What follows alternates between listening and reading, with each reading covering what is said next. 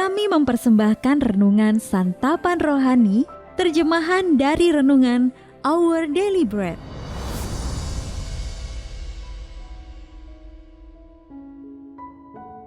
Untuk menerima notifikasi video baru kami, silakan tekan tombol subscribe dan tanda lonceng di bawah ini. Sahabat ODB, pembacaan Alkitab hari ini terambil dari 2 Raja-Raja pasal yang kelima, ayat yang pertama sampai dengan ayat yang ketiga, ayat yang ke-9 sampai dengan ayat yang ke-11, lalu dilanjutkan dengan ayat yang ke-13 sampai dengan ayat yang ke-14. 2 Raja-Raja pasal yang kelima, ayat yang pertama sampai dengan ayat yang ketiga, ayat yang ke-9 sampai dengan ayat yang ke-11, dilanjutkan dengan ayat yang ke-13 sampai dengan ayat yang ke-14. Naaman disembuhkan. Naaman, panglima Raja Aram, adalah seorang terpandang di hadapan tuannya dan sangat disayangi sebab oleh dia Tuhan telah memberikan kemenangan kepada orang Aram. Tetapi orang itu, seorang pahlawan tentara, sakit kusta. Orang Aram pernah keluar bergerombolan dan membawa tertawan seorang anak perempuan dari negeri Israel. Ia menjadi pelayan pada istri Naaman. Berkatalah gadis itu kepada nyonyanya, "Sekiranya tuanku menghadap nabi yang di Samaria itu, maka tentulah nabi itu akan menyembuhkan dia dari penyakitnya." Kemudian datanglah Naaman dengan kudanya dan keretanya, lalu berhenti di depan pintu rumah Elisa. Elisa menyuruh seorang suruhan kepadanya mengatakan, "Pergilah mandi 7 kali dalam sungai Yordan, maka tubuhmu akan pulih kembali, sehingga engkau menjadi tahir." Tetapi pergilah Naaman dengan gusar sambil berkata, "Aku sangka bahwa setidak-tidaknya ia datang keluar dan berdiri memanggil nama Tuhan Allahnya, lalu menggerak-gerakkan tangannya di atas tempat penyakit itu, dan dengan demikian menyembuhkan penyakit kustaku." Tetapi pegawai-pegawainya datang mendekat serta berkata kepadanya, "Bapak, seandainya nabi itu menyuruh perkara yang sukar kepadamu, bukankah Bapak akan melakukannya? Apalagi sekarang ia hanya berkata kepadamu, 'Mandilah dan engkau akan menjadi tahir.'" Maka turunlah ia membenamkan dirinya 7 kali dalam sungai Yordan sesuai dengan perkataan abdi Allah itu. Lalu pulihlah tubuhnya kembali seperti tubuh seorang anak, dan ia menjadi tahir. Ayat mas renungan hari ini terambil dari 2 Raja-Raja pasal yang kelima, ayat yang ketiga, versi Bahasa Indonesia masa kini. Sekiranya Tuhan pergi menemui nabi yang tinggal di Samaria. Renungan hari ini berjudul Menjadi Saluran Kasih Allah, ditulis oleh Karen Huang. Sahabat ODB, semasa remaja, relasi saya dengan teman gereja saya, Lisa, sempat retak.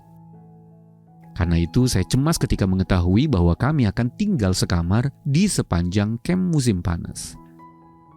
Namun, seminggu pertama camp berlalu dengan lancar karena kami berdua memilih untuk bersikap sopan. Acara yang paling dinantikan dalam camp itu adalah pesta api unggun di akhir pekan. Sayangnya malam itu saya terserang demam dan tidur lebih awal.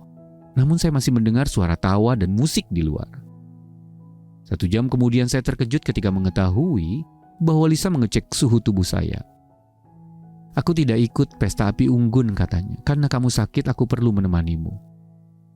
Lisa bisa saja bersikap tidak peduli, tetapi ia memilih untuk merawat saya. Tindakannya sungguh menguatkan hati. Sahabat ODB, contoh kepedulian serupa terlihat dalam kisah Naaman. Naaman, panglima tentara Aram, memiliki seorang gadis Israel yang ditawan dan kini menjadi pelayan bagi istri Naaman.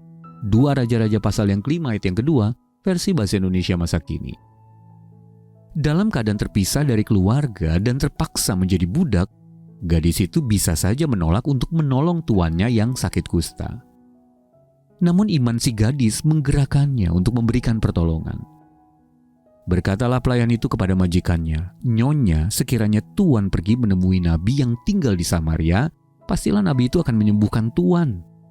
Ayat yang ketiga dalam versi bahasa Indonesia masa kini. Dan memang benar, Allah memakai Nabi Elisa untuk menyembuhkan Naaman. Ayat yang ke-8 sampai dengan ayat yang ke-14. Lisa dan gadis Israel dalam kisah tadi memilih untuk menolong. Dan Allah pun bekerja melalui diri mereka. Jadi mari memohon kepada Allah agar Dia menunjukkan siapa yang perlu menerima kasih-Nya melalui kehadiran kita, dan agar Dia memberi kita hikmat untuk tahu cara melakukannya. Sahabat ODB, mengapa ada kalanya Anda menolak untuk membantu orang lain? Lalu bagaimana perbuatan kita menolong orang lain untuk dapat membuat mereka menyadari bahwa Allah mempedulikan mereka? Mari kita berdoa. Ya Allah, aku telah menerima begitu banyak pertolongan-Mu. Pakailah aku Tuhan untuk menolong orang lain. Dalam nama Tuhan Yesus kami berdoa. Amin.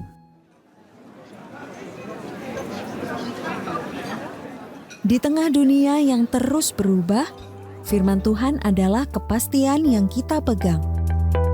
Website baru kami kini hadir untuk menemanimu menyelami isi hati Tuhan dengan lebih mudah. Kunjungi odbm.org/id odbm.org/id dan jelajahi fitur-fitur barunya.